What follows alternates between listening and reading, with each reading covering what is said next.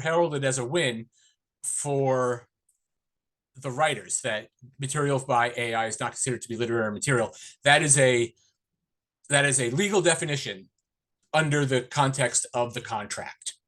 The contract defines literary material as books, articles, songs, whatever it is that you might be hired to adapt. A production company or somebody gets the rights to a book. They want to make it a screenplay. They hand you the literary material, such as the book, and say, here, adapt this. And then under the agreement with the producers, this is how much you get paid for that kind of an adaptation. Under the circumstances that you are handed something that is written by ChatGPT and saying, here, rewrite this, it is considered to be an assignment rather than an adaptation of literary material.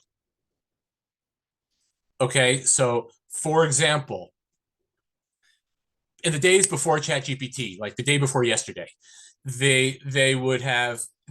someone might have come to you, a producer might have come to you and said, I want to do a shark movie. And you would put pitches together for different shark movies. You'd send them to them. They'd say, I like this one. Go ahead and write it. They'd pay you to write it based on that general idea. That is not giving you literary material. That's just sort of working together with a producer to write something that you know they want. Using ChatGPT now is considered to be in that same kind of category or subcategory. They come to you and say, we prompted ChatGPT, we got this outline, or we got this script, or we got this short story or something.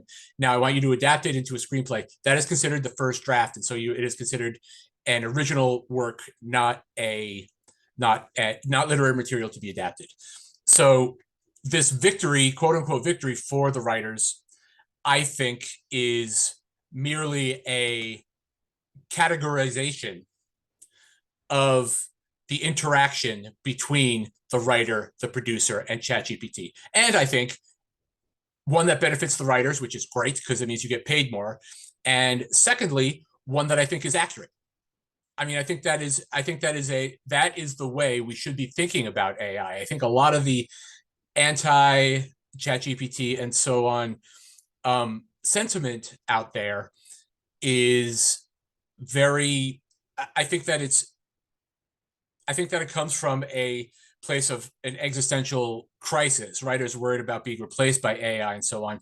That has not been my experience that that's necessarily a thing. It is a tool that makes it extremely likely, more likely that you're going to get something purchased, that you're going to get assigned writing instead of only writing on spec. But if you're writing on spec, improve your ideas and improve the execution of those ideas. So I think this is a win across the board for the writers, but not in the way that it's being sold, particularly by the anti-AI people who think that it means AI is not allowed to write anymore. All it means is we get paid that first draft money and we get credit as the first writer if we adapt something that is created via AI, which is good.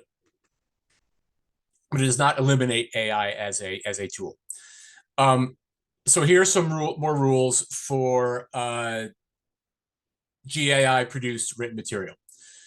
Number one, if a company gives a writer material as a base, it must disclose that it's from GAI. So they can't come to you and say, I just wrote this up, make it into a screenplay, please. They need to say, we went into ChatGPT and made this, or we went into Midjourney and generated this movie poster, and we want the movie that this poster would represent. That kind of thing. They must disclose. I think that's only fair because we are also being asked to disclose. As I said before, it's not assigned material for pay purposes. It's going to be first draft for pay purposes, but we are being asked to disclose as writers also when we use ChatGPT or any other AI to the production companies, which we'll see in a second. And I think it's only fair that if they're presenting us with materials, that it must be disclosed that it's from GAI. It's not assigned material for pay purposes, and it's not source material for writing credit. So we've all seen, those of you who haven't worked with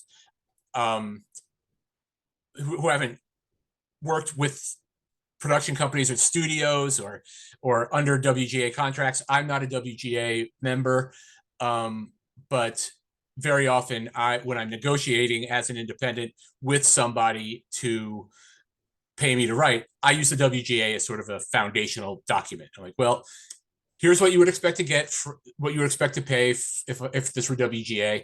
I'm not WGA, so we can take a little bit less, but that's sort of the starting negotiation point. I think that's a good advice for everybody. I think the WGA is sincere in their efforts to aid writers, both those who are WGA and those who are pre-WGA. I think that's great. I think that those of us over here in England also would do well to sort of say, this is a document that was decided to be fair to writers by an organization whose whole remit is to be fair to writers. So let's take it as, let's accept that the experts and the lawyers that were part of this had the best interests of writers in mind. Source material credit, we've all seen it in movies, right? Written by Charlie Barley, based on an idea by, or based on the book by, or based on something like. So you can't say that something that was written, you can't say based on something by ChatGPT. And the way I'm seeing this is also, you can't say based on AI material prompted by Charlie Barley or prompted by Bob Schultz. I think that if you create something, use it by prompting ChatGPT, for example, and that's all the work you do, you're not getting a credit, which I think is fair. However, and as of now, it's my understanding that stuff, that anything is spit out of ChatGPT and unchanged is not copyrightable. That is also my understanding. Having said that, things that are not copyrightable to start with can become copyrightable if they are substantially altered or personalized by a human writer. Snow White and the Seven Dwarfs is in the public domain. It's a fairy tale in the public domain. But the specific expression of Snow White and the Seven Dwarfs that Walt Disney made is under copyright by Walt Disney Corporation, I suspect. So what I've been advising everybody to do is use ChatGPT to come up with ideas, to pitch ideas, to get assignments, to do all this sort of thing, even to make your to give you a zero draft of your screenplay, but then rewrite it, change it. And I'm not just saying change a period to a comma or something. I don't think that ChatGPT or any of the other writer tools is good enough now to write something that's good enough as it is. So it'll benefit from rewriting.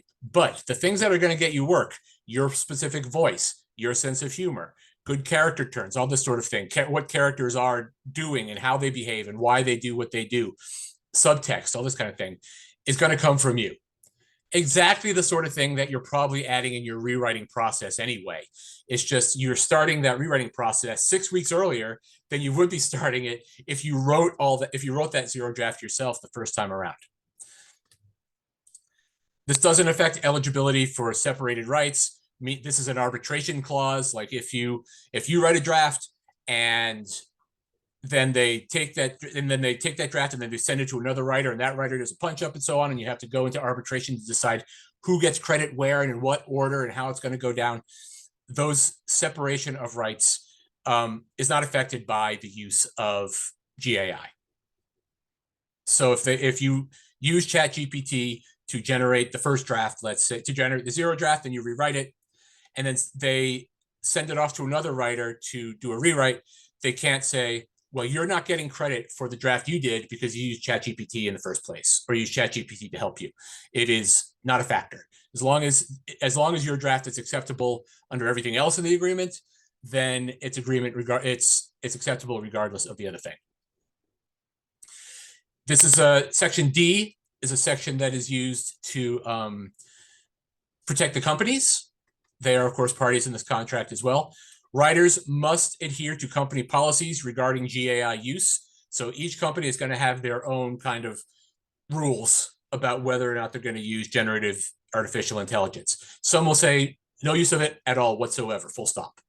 Some will say you can use it for a first draft, but it must be rewritten.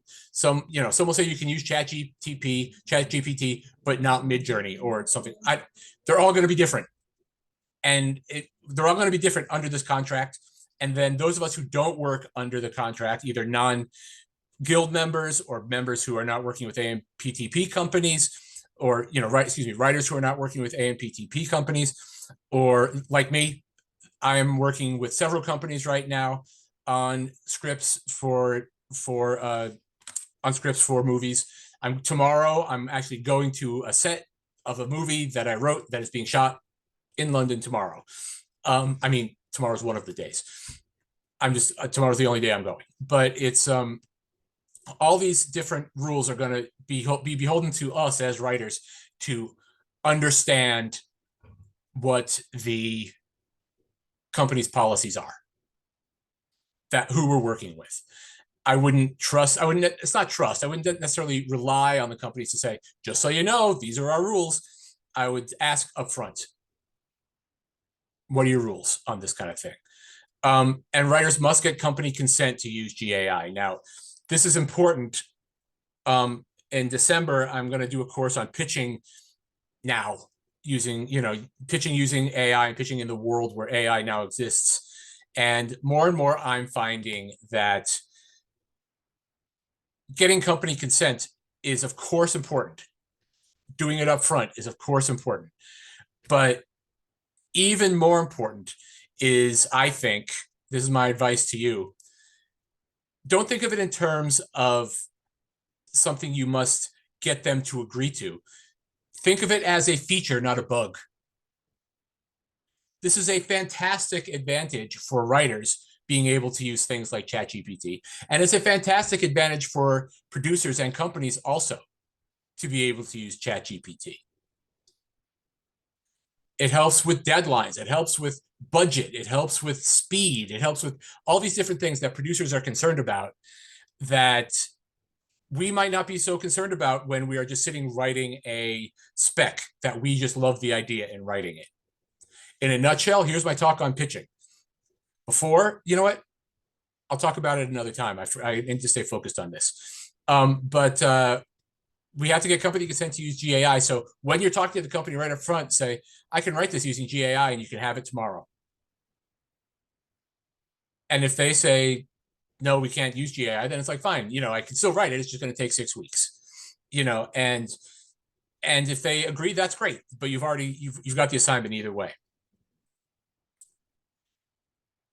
Conditions of employment using GAI. This is mostly, I think, a section that applies to, employment contracts as opposed to, option agreements and one-time off things, or even multi-picture deals. This would be if a company hires you to write, let's say, a TV series. So you're going to be like in a room, you have to show up 10 to 6 every day, that kind of thing. A company cannot require a writer to use GAI for generating literary material. This is, once again, the sort of thing that I think the anti-AI crowd is really heralding as a win, which it is. But I also think, again, it is a reasonable situation to be in, and the only way that it really makes sense. Of course, a company shouldn't be able to require a writer to use GAI. A company can't require a writer to use a Mac instead of a PC either. A company can't require a writer to be left-handed and write longhand. It basically just says that it comes down. It is. But we can still use GAI to detect copyright infringement or plagiarism, which I think is only fair. All it means is, here's my interpretation of it, which I think is great.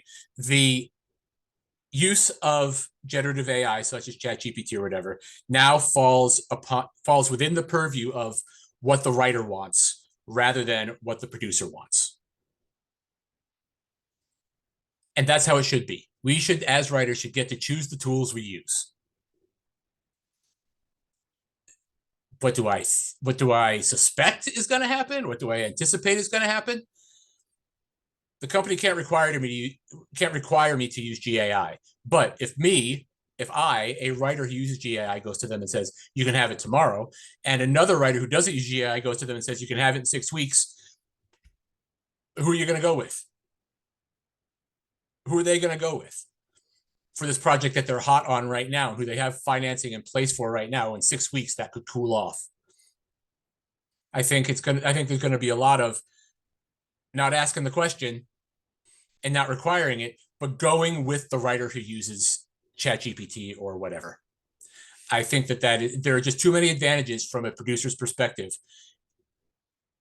to those who use it as a choice. Look at it like, I mean, whenever someone turned a script around fast in the last 50 years, it was because they were staying up all night, drinking too much coffee, sacrificing time with their family, doing cocaine, whatever it is, and grinding the thing out. Now you can do all that without the drug addiction. It seems to me like a win for everybody. But I understand the concerns and the hesitation and the existential doubt that surrounds using these tools. I just think we need to sort of learn how to get past that very quickly, because we make ourselves better candidates for the job if we were to do this for employment. Personally, I love writing on my own, and I love being in consultation with people and getting new ideas and so on. But who I like doing that with is the director of the movie that I'm working on, the actor of the movie that I'm working on, the producers and they all say, okay, we're all on the same team here. We need to get this story beat accomplished with this cool line to put in the trailer said by this actor, and the director using the drone so that we can get some money shots. Bob, go write that scene.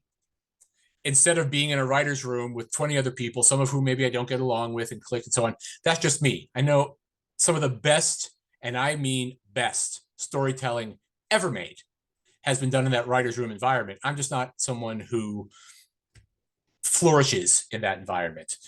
And I think that, and so I think this provision is going to impact people in the writer's room environment a lot more, insofar as they can't, insofar as be the requirement to use it. So I mention it because it is part of the MOA, but it is not something that applies to me directly. So I haven't done a whole lot of digging into it and how I feel about it morally and ethically and so on. There's a provision here, section F, is about how the legal landscape is uncertain. It's important for us all to recognize and realize and accept that and this just sort of plants a flag in this, saying we all know that this is burgeoning technology, developing situation. And as we speak and as we make this agreement, the law hasn't caught up yet about what it means. So both parties reserve different rights concerning the legal issues surrounding GAI. We just don't know. As of today, these things are true. As of tomorrow, these things might not be true.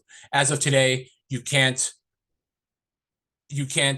just spit something out of AI, including music, including artwork, including short films, animations, storyboards, which are all things AI can make now, by the way.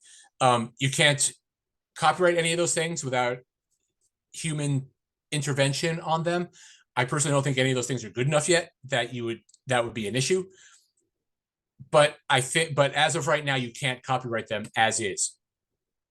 Having said that, it is my, I say realistic, some people say cynical belief that yes, we want to own the scripts we write. We want to be able to copyright our scripts. Of course we do.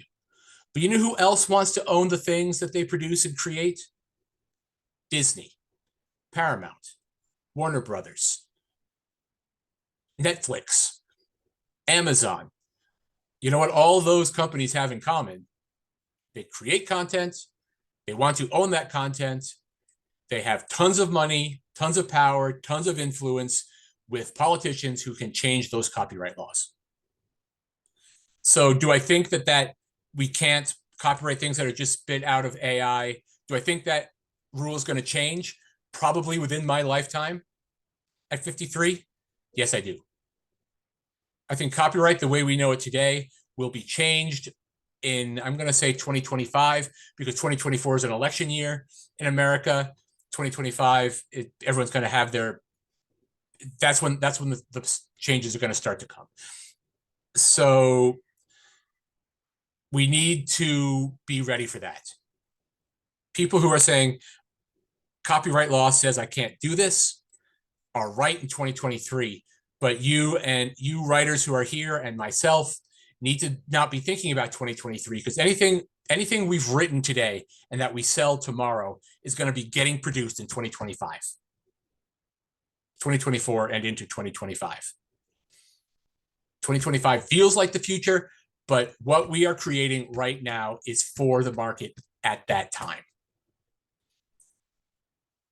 It's my belief, several other people's beliefs, people who I'm going to be meeting with while I'm in Austin at the Austin Film Festival at the end of the month agree with me, or I agree with them. We agree with each other. It's not like they got it from me or anything. That the rest of 2023 is going to be pretty much about taking this giant tank of an industry that came to a dead halt for this strike for 140 days and getting it moving again. Shows that are meant to be in production already, they need to hire the people back, get the writers' rooms getting started going. Movies that were in production, they need to get those going again too. Or that were in pre-production, they need to get that pre-production going again too. They need to get ready for the SAG strike to end so that we can get our actors back and so on. They need to promote the movies that are in the can already and get them coming out, but maybe not really promote them that much because the actors can't do it. If any of you have been surprised to see Martin Scorsese doing all this promotion for his latest movie, it's because Leonardo DiCaprio is not allowed to promote anything right now. And people would rather see Leo than Scorsese. I mean, not me personally, but most people. So it's difficult to start from a dead stop, a battleship. So this battleship-sized industry needs to get going. That's going to be the rest of 2023. 2024, the beginning of 2024, is when we're going to start seeing acquisition of new projects. People reading again, starting to get going again, I think. Small independent companies, they're going to keep going. They're going to keep grinding. As of right now, I have 3 movies I'm working on right now to be produced as quickly as possible. Once they start paying money for it, they want to get it produced, and I'm getting paid. So that means other people are getting paid too, and probably more. So these things are going to happen. The first one hit my IMDb profile like 2 days ago, and I've got 2 more that'll go up as soon as my producers are not so busy producing. So we need to rest assured that these things are going to change, and the projects we're working on right now are going to fall under the new world. It allows for claims related to the exploitation of writers' material in GAI development. There's a lot of talk right now about whether it's plagiarism, how the GAI works using people's existing materials. I don't know. I personally don't think it's plagiarism. Plagiarism, as I've always understood it, is using the expression of other people's ideas and stories and putting it and pretending it's my own. It's my feeling that what ChatGPT does, for example, is a lot more like if I write in the style, if I read Shakespeare and Chaucer and Stephen King and John Steinbeck and watch movies by John Carpenter and Steven Spielberg and Emerald Fennell and Greta Gerwig, and all those things influence my thinking and my creative expression, and then I express it that way, which is what we all do. I don't think what ChatGPT or these other things do necessarily is anything different than what I'm doing. Having said that, I know that there's concern with that, and the legal landscape, of course, is uncertain. Now, I don't think that things like Midjourney necessarily are 100% as separate as what I just described. I uploaded a picture of myself to Midjourney once, and I said, put this guy's face on James Bond, and what I got back looked an awful lot like Daniel Craig. So, I mean, if Daniel Craig were to say you used my image without my permission, if I were to use that picture somewhere, I'd have a hard time fighting it. Yes, that's right. That's true. Having said that, can still be used for things that aren't for profit. I was working with a director. Those of you who were in my course a couple weeks ago saw us tell this story, but working with a director and a producer, and we put together a pitch for the financiers about basically a monster in a house movie. We pitched what the monster would be. They said, we don't like the monster because it's similar to something else we're making. So we came back, and the director said, this other idea for the monster, pitched to the producer. The producer was like, I'm not so sure. He said, hang on. And within the course of the call, less than 2 minutes, he went off to, I think he used the Bing image generator, which I think is built on DALL-E. He went to the Bing image generator, created the image of the monster as he considered it, popped it onto the Zoom call, said, this is what I'm talking about. And the guy said, oh, I get it now. Yes, definitely. Sent that off to the financiers, and we had a green light immediately. So we got a green light 15 minutes after we had a no. The time it took to organize the Zoom call and get us all on Zoom and talk about it a little bit was what 14 minutes of those 15 minutes were. The human element is what slowed us down. Being able to generate an image like this all of a sudden made it happen. Again, the advantages are too great to overlook. But the claims for exploitation is allowed because we're protecting writers here as well. The last bit, just a little something. The studios are meeting with the guild, the Writers Guild, every 6 months to discuss GAI usage. It's at the guild's request. So if the guild doesn't call them up and say, hey, it's time for our AI meeting, then the companies aren't harmed by not having the meeting. They have to set it up. I think every 6 months probably is not often enough. I think there ought to be some sort of a, for lack of a better phrase, bipartisan commission, which is considering this all the time. The technology changes all the time. I learned my lesson in the last course I did about AI, having planned it plenty of time in advance. And then by the time we got to it, I had to plan it all again because the technology had changed so much. It's like, I don't want to duplicate my work. So the course I have this coming weekend, I'm gonna put it together on Wednesday, the specifics of it, because it's just happening too quickly. Within 6 months' time, things can get so different. These semi-annual meetings, I don't think are going to be frequent enough. And of course, it doesn't waive any rights under the NLRA, which is an American labor protection organization, and just says that we still have to behave legally according to the Labor Relations Act. So that's it. That's what is in the thing. That's what's in the agreement. You can read the entire article, the entire Article 72, as well as the whole agreement, the whole Memorandum of Agreement, MOA, at londonswf.link/WGA. Write that down, but I'll also put it, once I finish sharing my screen, I'll put it in the chat so you can copy and paste if you want. We're also doing a course this coming weekend about it's not really a course so much as a case study. We are going to take an idea that is nothing but a remit of just a few words from a producer who we have. And Saturday morning, we're going to start putting it together. And Monday morning, it's going to be in his inbox. If any of you can develop a 6-episode series in a weekend without the use of ChatGPT or other tools, you don't need this. If you can't, you're entering a world where people are doing that. And among those people is myself. So that is the presentation. Any questions you have, you are, of course, welcome to ask. Oh, I see some people have. When I have the screen shared, it's difficult for me to see the chat. Let me bring up the chat and see what people have said. Okay, we'll start from the top. Jump to first unread message. Gregory says the real problem is when the human race gets replaced by AI. A problem for who?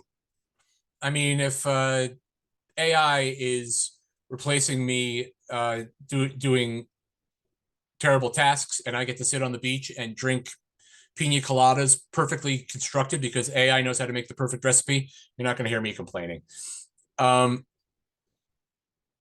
uh, Dave says his personal opinion as an engineer um, is that AI is not intelligent in any human way. The human race is in much more danger um, from other humans than any AI program. Those humans can use it to help destroy humanity. I mean, yeah. I mean, just like every zombie movie ever made, the zombies are a danger, but the real danger is the other survivors, isn't it? So, I mean, there's a little story point for you, anyone watching a horror movie. Yeah, I think people are dangerous, and of course, there are people are dangerous, but the reality is that I mean, I don't need to say any more about that. This isn't a philosophy meeting. Julian says the producer should go with the better of the two writers. Fast is not necessarily best. I agree with that, of course, but excellent and fast is better than excellent and not fast.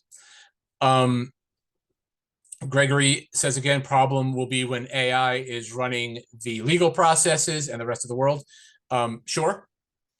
I mean, that is true. But who among us cannot afford a proper lawyer, but could use something like ChatGPT to help us compose a letter or an email? A letter or an email or a text or a cover letter or a query letter, or, for example, a summary of a long legalese document, such as the MOA, such as the presentation you just now watched, which was created by ChatGPT. I did it this morning.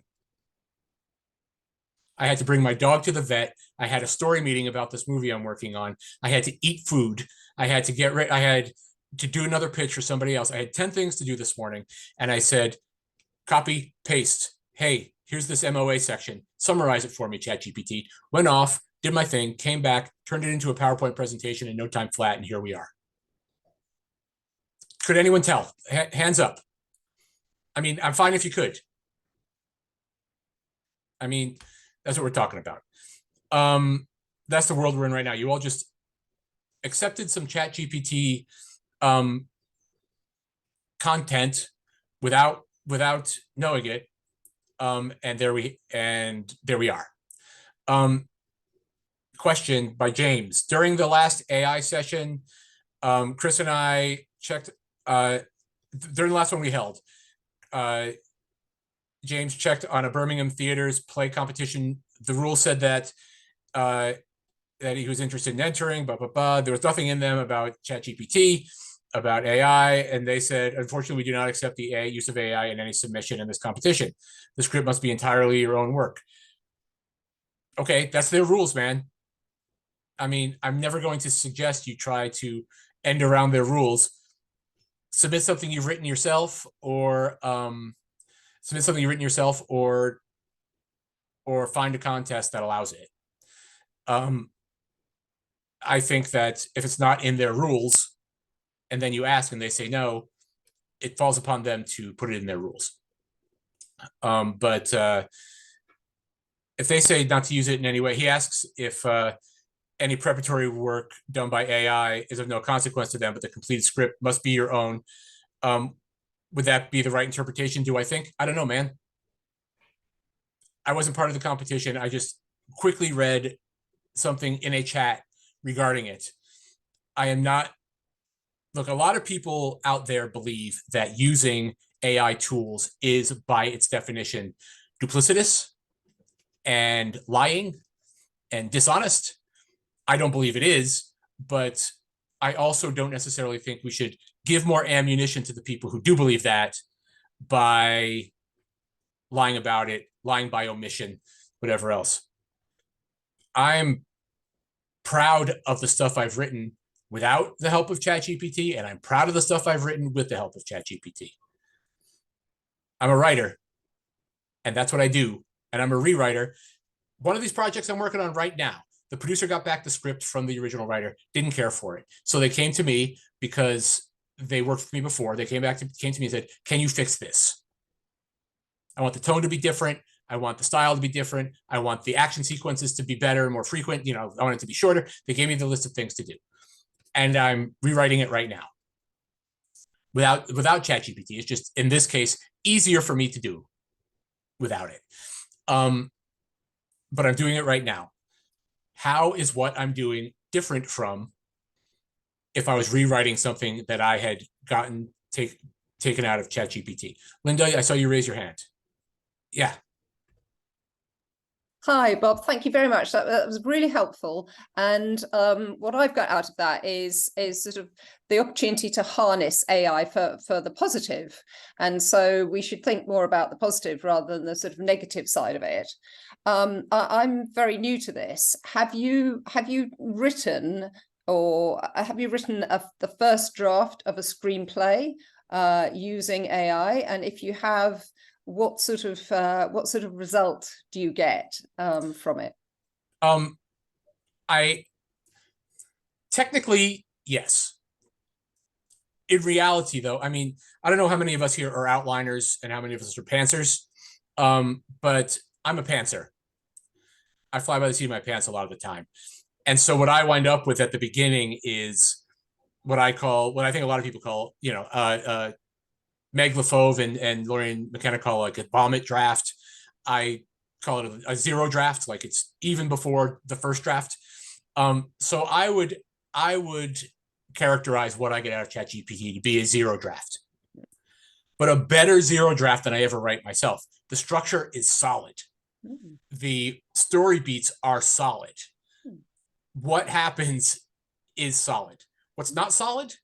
Character beats, subtlety, nuance. So then I go in and rewrite it to get to a first draft that I'm comfortable with and send out that first draft. So my process is the same after that moment. Yeah. It's like after draft 0, my process is the same. I go in, I rewrite it, I clarify character, I put in little nuances that only I appreciate. Like, I think some of you probably are aware, but in the script I'm working on right now, I named all the characters with some alterations, named all the characters after stops on the Piccadilly line, because that's my line.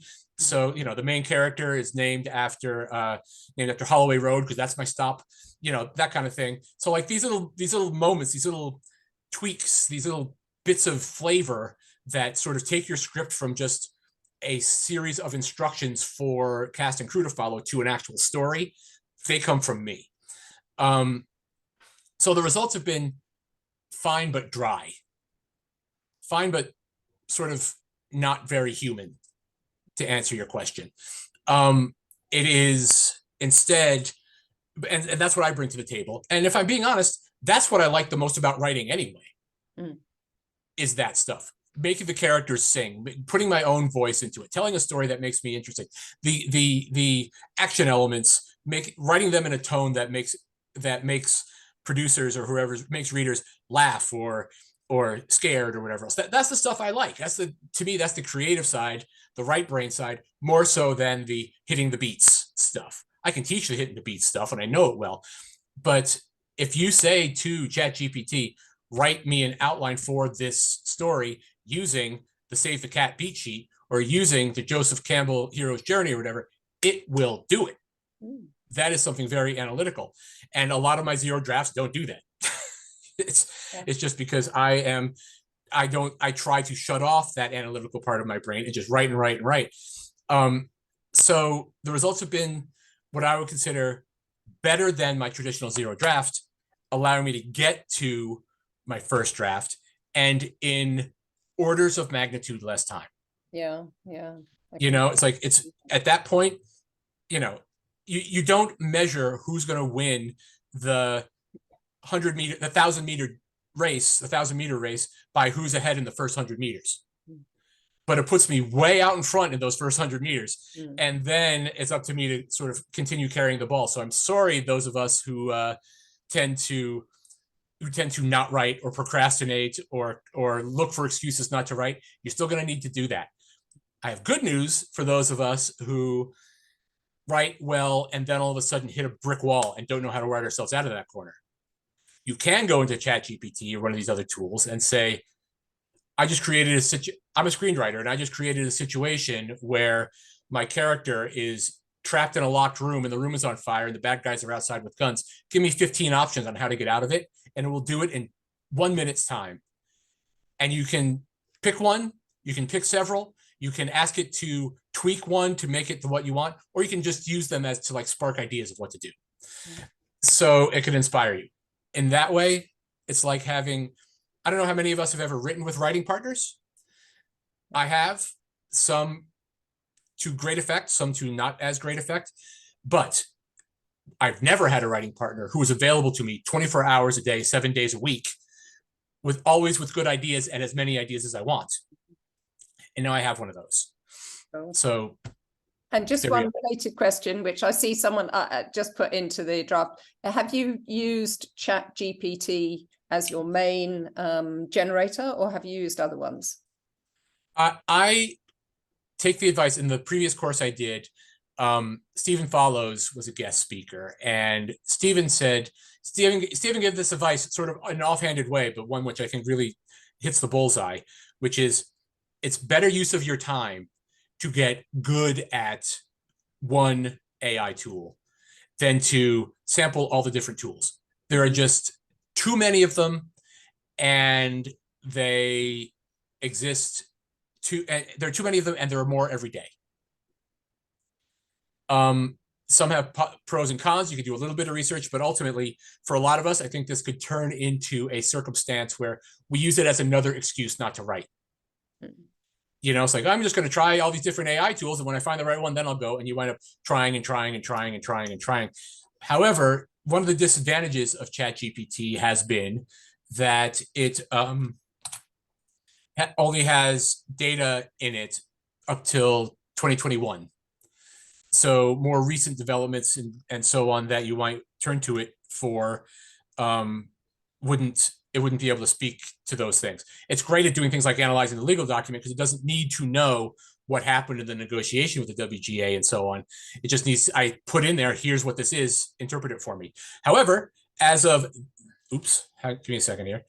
However, as of 3 days ago or something, the BBC article that I just put in the chat tells us that the newest version of ChatGPT can use the current internet today as it exists.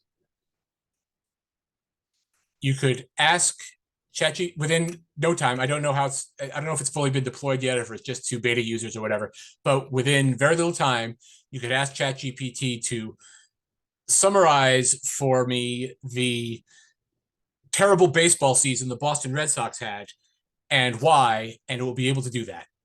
And it won't be able to tell me about 2021. I mean, it will be able to tell me about 2021, but not only 2021. So advantages and disadvantages. So the tools themselves are growing and changing. The advantages and disadvantages within each tool are also changing.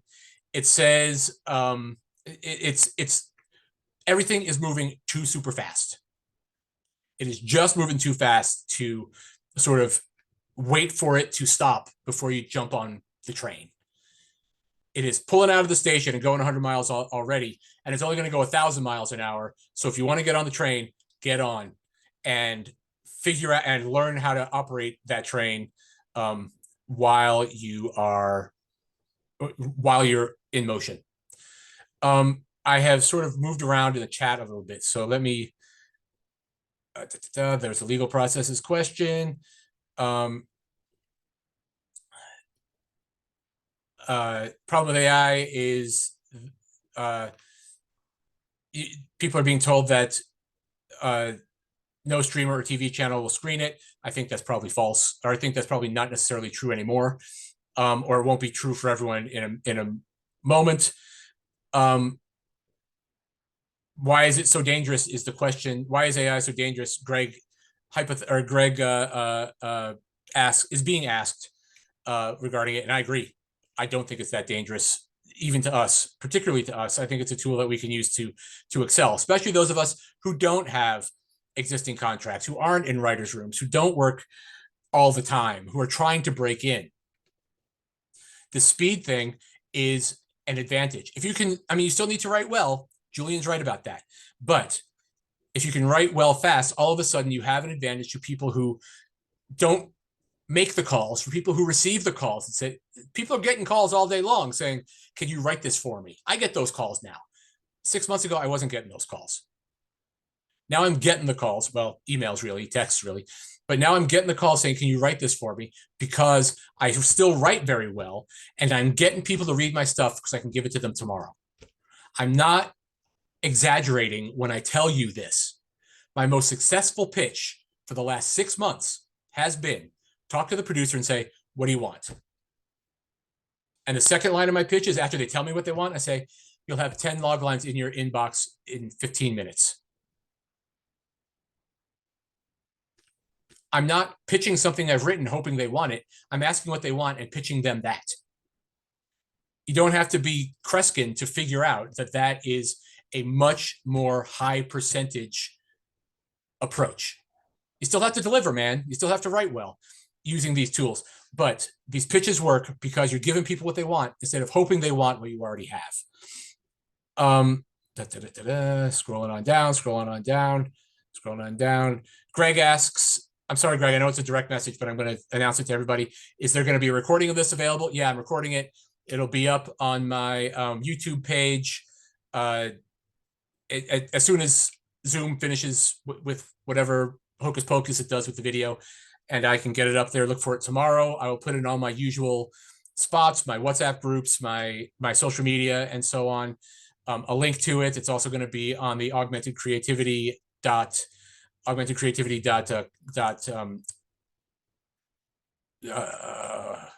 blanked on it. Augmentedcreativity.academy, which is the web page that Chris and I are using to sort of put all of our AI content in one place. Sarah asks if the weekend course, if the members are going to help us make the central pitch that we're working on. I mean, you can. People who come are welcome to sort of pitch in. However, it's my expectation and to a certain degree my hope that we're going to use what we're doing as a case study happening in the moment. But while we're doing it, everyone in the crowd, both in the room and online, will be able to sort of work on their own projects at the same time. So I'll come out of it with this sort of all these pitch documents and so on, but also y'all can make your own stuff at the same time using the same sort of techniques. Scrolling on down. Sherry asks again in a direct message, but I'm going to share it with the group. Do I write every line of a GPT-0 draft, or what percentage would I guess? I mean, my guess would be pretty high. It's hard to give a specific number. I will say this: when you write a zero draft, or you write an outline or a beat sheet or something, and then you sort of expand it into a full story with dialogue and whatnot, how much of that is rewritten? How much of that is new content based on something you did before? It's sort of difficult to quantify. I will say this: by the time we get a go on a project that I've written the script, and then we get notes back from producers, directors, actors, budget people who own the locations by all these different people, it's a completely different beast anyway. What these tools help you do is to get to that part where all these people are on board and you're part of a team of a movie that's in pre-production, and by that point you're getting paid.